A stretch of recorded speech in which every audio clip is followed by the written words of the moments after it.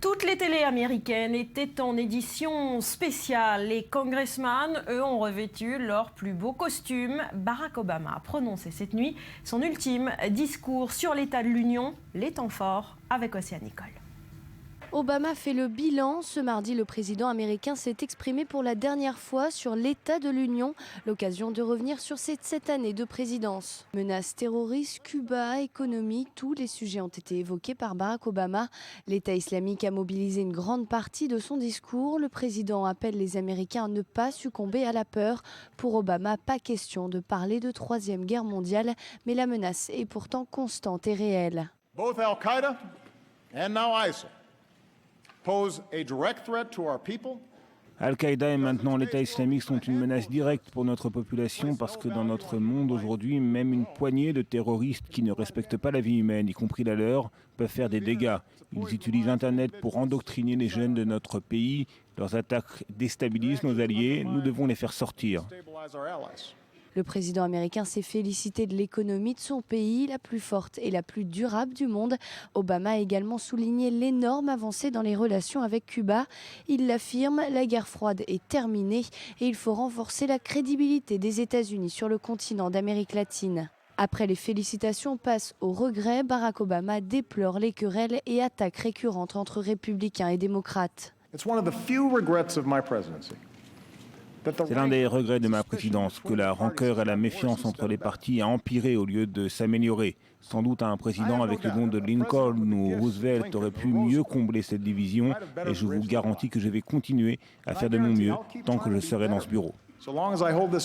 À 12 mois de son départ, le 44e président des États-Unis divise encore les Américains. Selon un dernier sondage, 46% approuvent l'action de Barack Obama à la Maison-Blanche.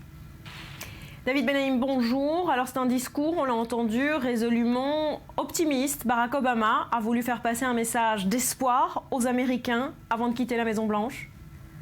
Très optimiste, en effet, ça a toujours été la signature de son discours depuis le début de sa présidence. Il a voulu éviter hier soir la liste de ses accomplissements en donnant un message d'espoir, une sorte de programme politique pour la dernière année de sa présidence, mais pas seulement. C'est une véritable feuille de route pour sa succession qu'il a détaillée, une ode à la puissance économique et militaire américaine et à la diversité qui fait la force des États-Unis. Il a mis en garde contre le négativisme des candidats républicains à la présidence qui jouent sur les peurs et les divisions. Et il a exprimé un regret, celui de ne pas avoir été plus rassembleur entre républicains et démocrates durant sa présidence.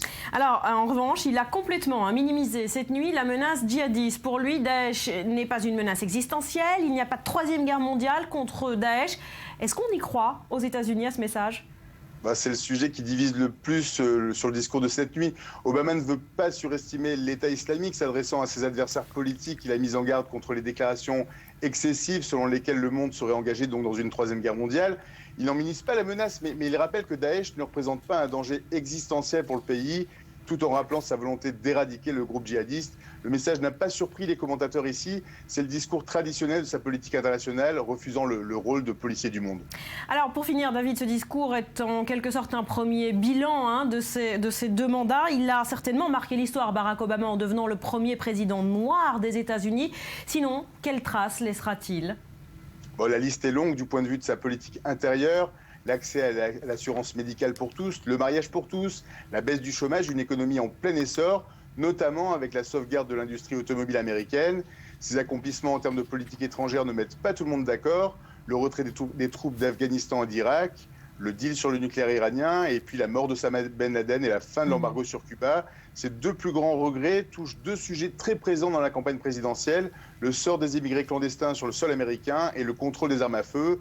Barack Obama sait que pour que son héritage politique persiste dans le temps, un démocrate doit lui succéder à la Maison-Blanche et il semble prêt à partir en campagne pour arriver à ses fins.